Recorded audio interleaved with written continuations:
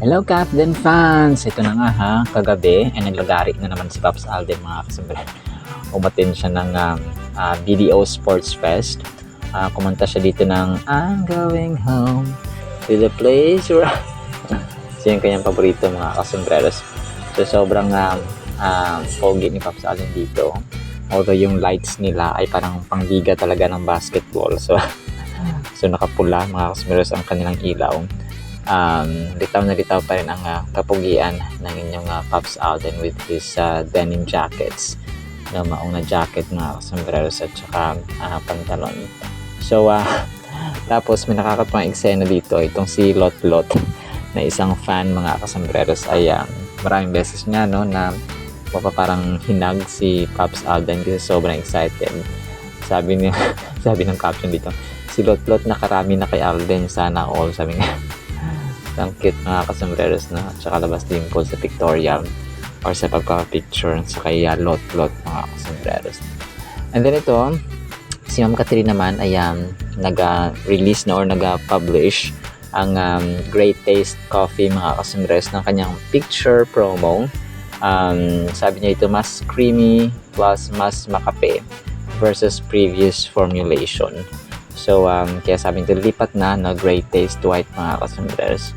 Ang ganda niya, box office queen dito sa kanyang kulay white na may tasa, na may kape mga kasombreros. Tapos ito, yung Ideal Vision din na kanyang brand mga kasombreros ay nag-post din po ng model at saka promo picture na may salamin, of course, si Ma'am Catherine. So ang kulay naman ng damit nito is parang kulay pink na peach na parang beige mga kasombreros. So sa beige.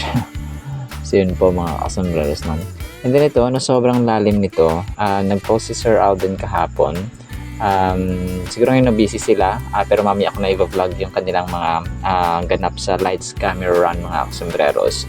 So ang kanyang pinost kahapon sa Instagram ay itong Romans 8:28 na God causes all things to work together for good to those who love God.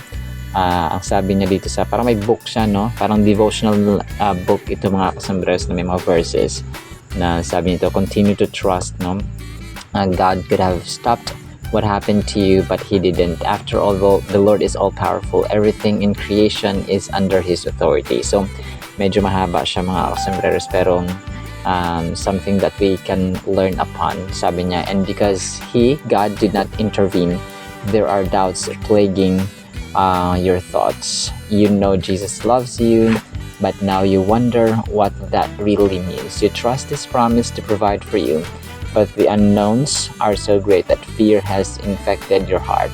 All you know at this point is that there are more questions than answers. Sometimes there are no easy solutions, especially when the pain is profound. However, what we can know for certain is that our Heavenly Father is good and loving. So absolutely nothing touches our life's moment or lives without some benefit. So tama yun mga kasombreros. Walang nangyayari sa atin na wala tayong benefit. So may reason ang Panginoon mga kasombreros sa mga nagmamahal at may takot sa Kanya.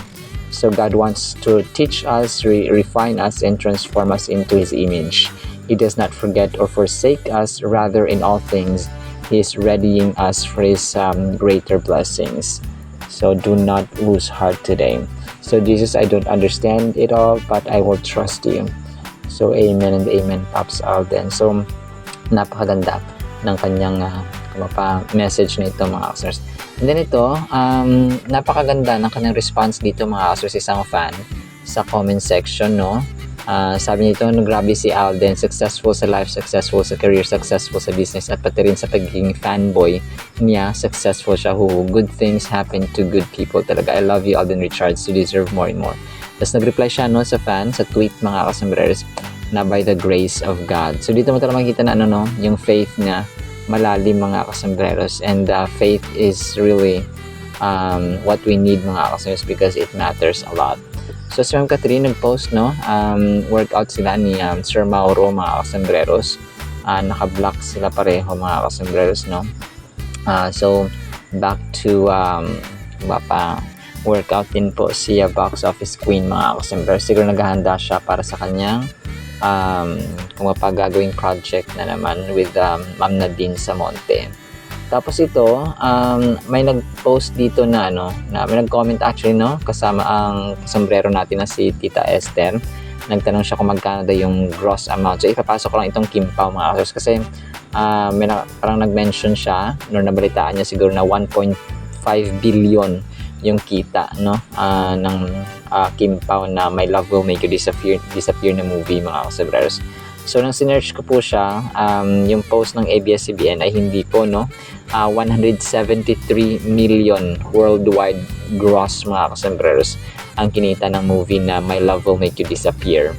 So this was 2 days or 3 days ago mga kasebreros, pero para sa akin sobrang imposible na maging 1.5 billion yung 10 Metro Manila Film Festival entries nga nila Vice Ganda, Vic Soto and so on ay hindi umabot ng billion mga customers, how much more sa Kim Pao. So pero dito ito pa ay direkta mismo na galing sa ABS-CBN article at saka sa Wikipedia din po mga kasembreros. 173 million ang kanilang although malaki siya we're not discouraging them.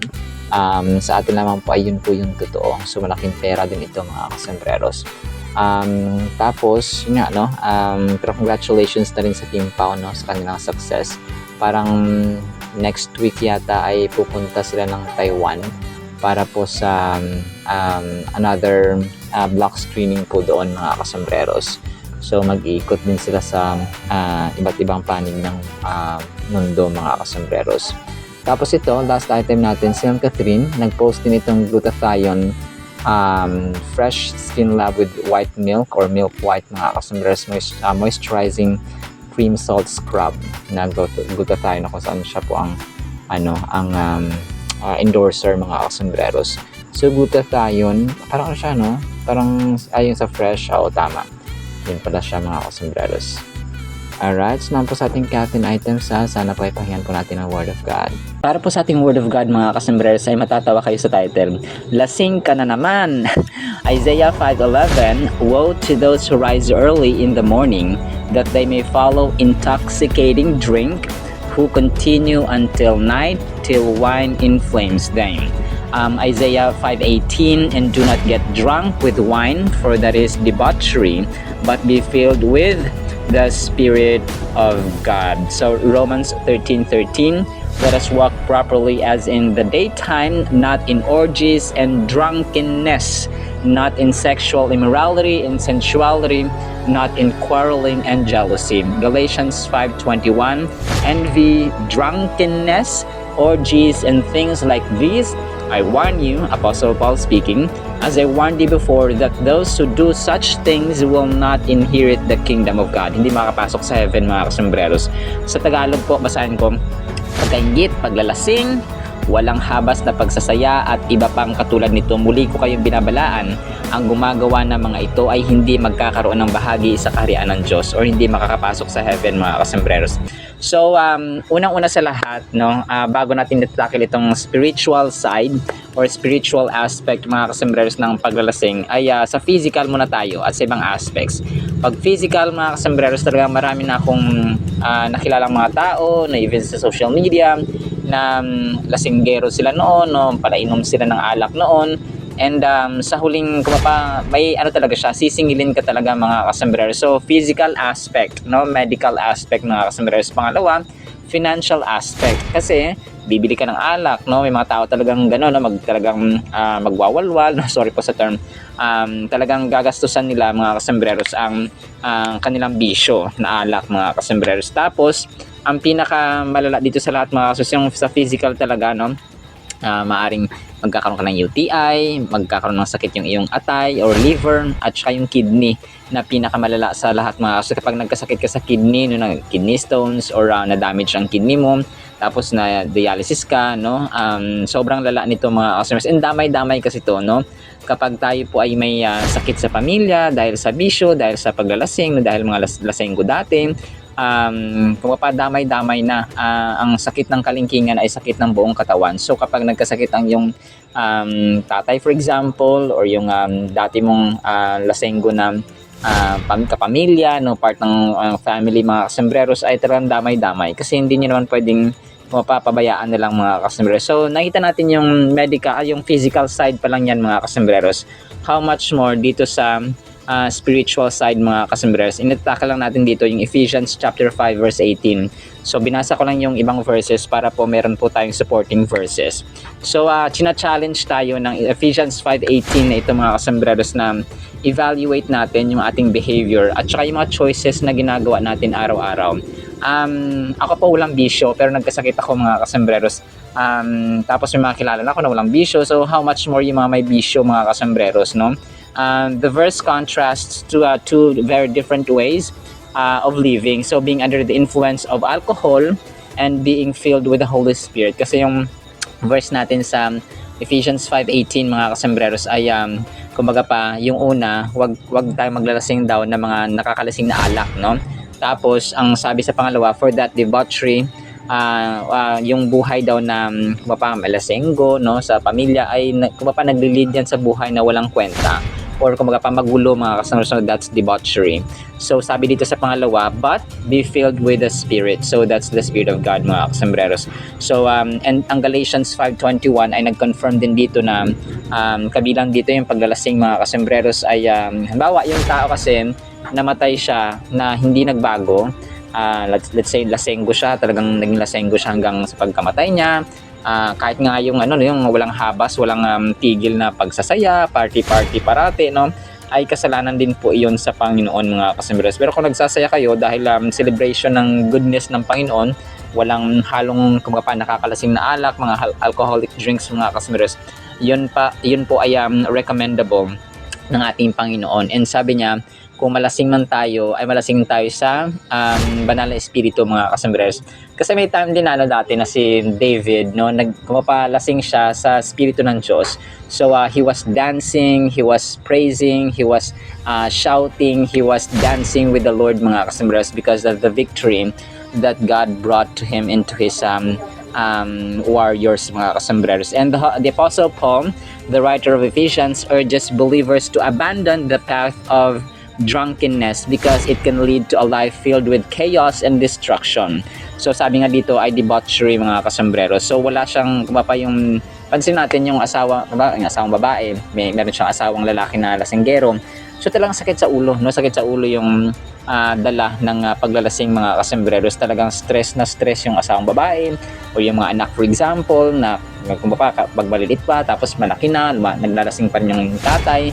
So talagang talagang chaotic, kumbaga pa disorder at saka kumbaga walang patutunguhan mga kasembreros na maganda yung paglalasing, lalo na kapag padre de pamilya ang alulong po sa alak. Being filled with the Spirit not only enhances our relationship with God but also positively impacts our interactions with others and the choices we make. So in essence, Paul points us toward a life guided by spiritual wisdom rather than the impulsive desires that may stem for excessive drinking. So instead of malulong tayo sa bisyo ng alak mga kasembreros, ay malulong tayo sa bisyo ng kumapong puno ng spirito mga kasembreros. And alam natin yung mga taong punong-puno ng banal na espiritu ng Diyos kasi maibigin yan sila, no, full of love, full of patience, joy, peace, kindness, gentleness, humility, understanding, caring yan sila, no, full of self-control. So makikilala mo dun mga kasembreros kapag punong-puno ka ng espiritu ng Panginoon mga kasembreros. By encouraging us to be filled with the Spirit, the verse also suggests that we cannot simply empty ourselves of negative influences. We must actively seek to fill ourselves with the goodness and guidance of God. So hindi lamang hindi lamang ibig sabihin dito mga kasembreros, hindi lamang i-empty natin yung ating sarili ng negative na mga characters. But, no, kung pa hindi siya empty na cup mga kasembreros, yung glass for example or yung pitcher for example, hindi lamang siya empty, dapat meron siyang laman. And ang laman ng ating buhay, ng ating sarili, ay yun nga, no, yung banal na espiritu ng Diyos mga kasembreros na mga ugali. So the results of such a life will manifest in our thoughts, our words, and interactions. So the way we treat other people, yun talaga yung nakikita mo yung ito may Diyos to. ito may takot to sa Diyos, ito may siguro Christian to. So makikilala mo sila mga kasumers kapag filled sila ng spirit ng Diyos at hindi spirit ng alak mga kasumers. Kasi number one talaga, ang spirito ng alak po ay spirito ni Satanas mga kasambreros. So may mga alak na ginagawa or ginagamit sa mga church services. Pero sa amin kasi dati pag communion ay yung grapes na tang mga kasambreros para iwas talaga siya sa kasi yung iba pag may mga special occasions like yung mga ladies drink, no, yung mga wine na pure grapes siya, tapos siguro 1% alcohol lang, so pwede yun mga kasambreros sa mga special occasion. Pero yung mga alak talaga, liquor, ng mga hard drinks na talagang dinisenyo para lasingin ang tao, so yun talaga ang delikado mga kasambreros at galit na galit ang Panginoon. And parang sabi dito, no, si Lord ang nagsasabi dito mga kasambreros na hindi makapasok yung mga lasenggo sa heaven. So hindi po natin sa tinatakot. This is just a reminder, lahat pa po tayo ay meron pang pag-asa as long as we are alive sa mundong ito. So encourage natin yung bawat isa na masaya actually kasi talagang lesson learned din sa mga lasenggo noon, tapos ngayon naging patient na ng dialysis, no? So napakahirap po talaga mga kasambreros. So come to think of that na may consequences physically, financially mga kasambreros, and yung relationships din natin sa ating pamilya, and unang-una sa Panginoon mga susay masisira at saka maapektuhan. Alright, so ayun lamang po in the meantime nawa po ay pagpalain po tayo ng pag-ibig, pananampalataya at pag-asa in the mighty, holy, sweet, magnificent name of the Lord Jesus Christ. And everyone said, Amen and Amen. See you sa next segment po mga suresan pa. Alam po. I love you.